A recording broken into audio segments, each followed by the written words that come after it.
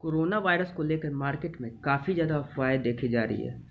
कहीं अफवाह ये है कि कोरोना वायरस के वैक्सीन को लेकर के वैक्सीन से आप नपुंसक हो सकते हैं। कोई आज तक जैसे न्यूज़ चैनल, बड़े बड़े न्यूज़ चैनल तो इतना फेक न्यूज़ दिखाते हैं, वो कह रहे हैं कि कोरोना वायरस से शरीर मैग्नेट हो जा रहा है। एक बात बताओ, मैग्नेट के बारे में कोई भी साइंटिफिक बेस नॉलेज जो है, ज़रा सा भी नॉलेज होगा तो मैग्नेट क्या होता है, एक साउथ पोल और नॉर्थ पोल होता है जो कि एक दूसरे से अट्रैक्ट होता है, वो भी सॉलिड स्टेट में पाया जाता है। वैक्सीन में ऐसा कुछ देखने को मिलता नहीं है। और जब भी कोई चीज़ को अट्रैक्ट किया जाता है तो वो एक ठोस रूप में होना चाहिए, जो कि वैक्सीन में नहीं देखने को मिलता है। तो ये पहला फेक न्यूज़ है। दूसरा एक सबसे बड़ा फेक न्यूज़ ये है कि लोग कह रहे हैं कि वैक्सीन के अंदर सूअर के मांस का यूज किया जा रहा है, जिससे मुसलमानों लोग को के माइंडसेट को डाइवर्ट किया जा सके, लेकिन ऐसा भी नहीं है।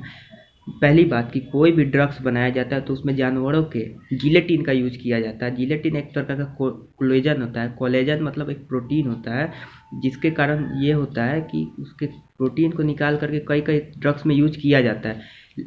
यही एक अफवाह है कि सूअर के मांस को, तो पहली बात मांस का यूज नहीं होता है।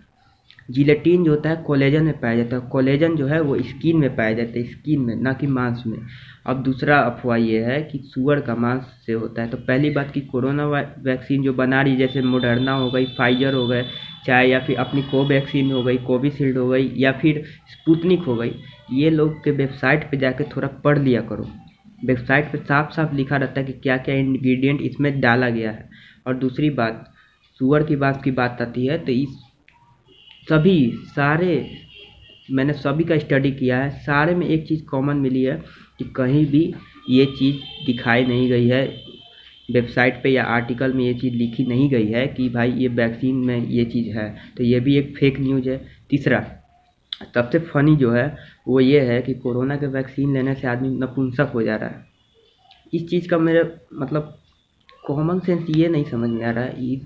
इसका प्रचार एक विधायक किए थे, और जानते ही हो नेता लोग कैसे होते हैं।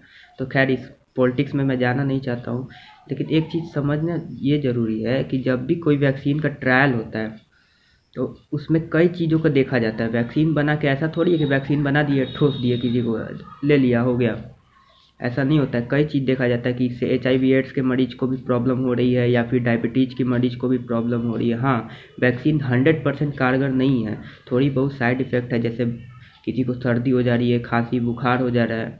हालांकि ये सब माइल्ड है, लेकिन इससे नपुंसक हो जाना ये बहुत बड़ा जो है, ये सेटबैक है।